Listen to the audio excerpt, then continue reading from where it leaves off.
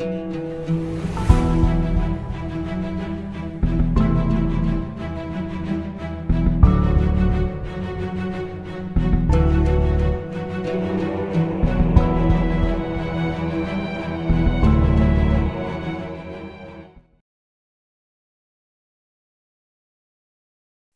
स्वामी महाराज एक अच्छी बात सिखाते थे।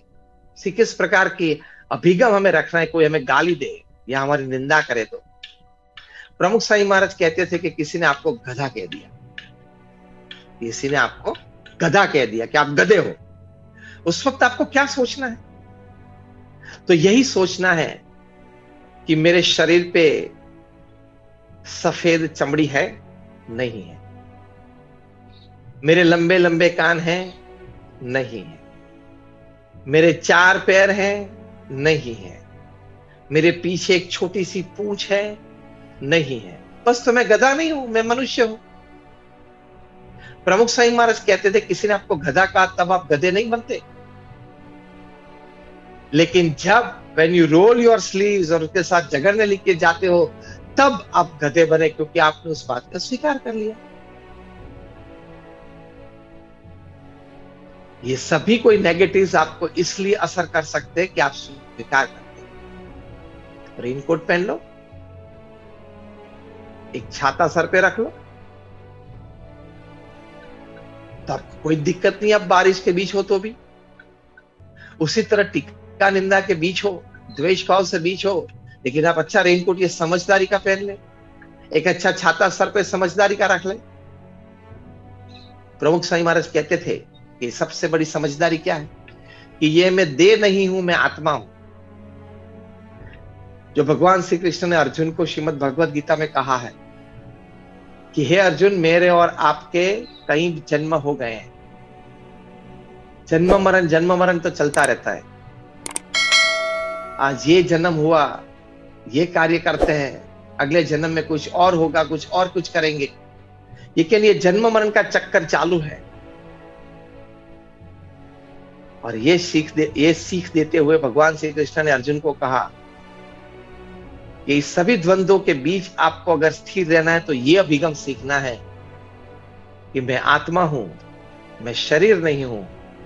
जैसे हम कपड़ा कोई खरीदते हैं, पहनते हैं, या टी शर्ट या शर्ट कुछ पहनते हैं, तो वो 3-5 साल में घिस जाता है, टूट फूट जाता है और उसको फेंक देते हैं हम।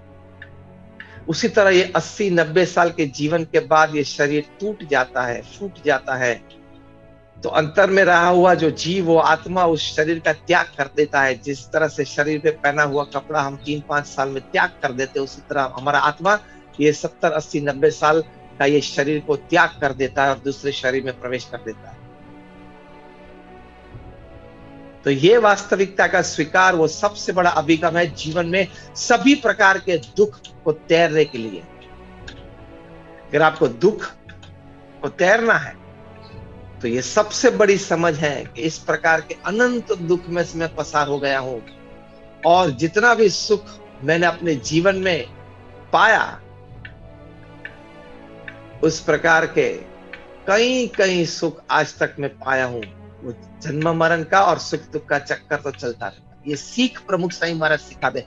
This is a very important spiritual attitude that makes you happy under all circumstances of life. जीवन में कोई भी परिस्थिति आए तो ये बात होती है। जब अर्जुन कुरुक्षेत्र के मैदान पे बहुत व्यतीत हो गए थे, मतलब बहुत व्यथा थी उनके मन में, बहुत व्यथित थे, उस वक्त उन्होंने तो कह दिया कि अब मैं नहीं लड़ूंगा।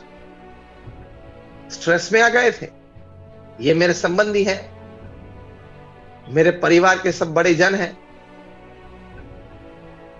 मेरे पिता तुल्य लोग मेरे सामने मुझे दिखते हैं, उस पे मैं कैसे वार करूं? मुझे नहीं चाहिए, ये युद्ध नहीं चाहिए, मुझे हस्तिनापुर नहीं चाहिए। और उसने शस्त्र रख दिए नीचे। तब भगवान श्री कृष्ण ने अर्जुन को उस तनाव से बाहर लाने के लिए, वो जो इमोशनल स्ट्रेस था, संवेदना तनाव, उससे बाहर लाने के लिए भगवान श्री कृष्ण ने क्या उपदेश दिया? पहला उपदेश ये दिया, तरति शोकम आत्मवित्। अगर आपको किसी भी प्रकार का शोक तैर जाना है तो अपने आप को आत्मा समझे, ये दे नहीं। दूसरी बात की, मन मना भवा, मन मेरे में प्रेरित रख, मन हमेशा मेरे में व्यस्त रख। और तीसरी बात ये कही, कर्मण्येवाधिकार अस्ति मा फलेषु कदाचन, कि अर्जुन तेरा कर्तव्य ये है कि तू अपना कर्म कर। तू क्षत्रिय है, तुझे आदेश है, तो तेरा कर्तव्य ये बनता है, तेरा कर्म ये बनता है कि तू युद्ध कर, उसका फल मैं नक्की करूंगा। ये एटीट्यूड से आप जीवन में परम शांति प्राप्त कर सकते हो कि मेरा कर्तव्य यह है कि मुझे जो कर्म प्राप्त हुआ है उस कर्म को सबसे अच्छे तरीके से, जो मैं जानता हूं उस तरीके से करने का प्रयत्न करूंगा, लेकिन उसके बाद फल की अपेक्षा नहीं रखूंगा। फल तो भगवान की जो इच्छा है वो मुझे मिलेगा। ये सबसे बड़ा अभिगम मास्टर की है। मैंने अपना पुरुषार्थ कर लिया, मेरे पास जो संसाधन थे वो मैंने रख दिए काम में, संबंध में। अब जो भी परिणाम आए मुझे मान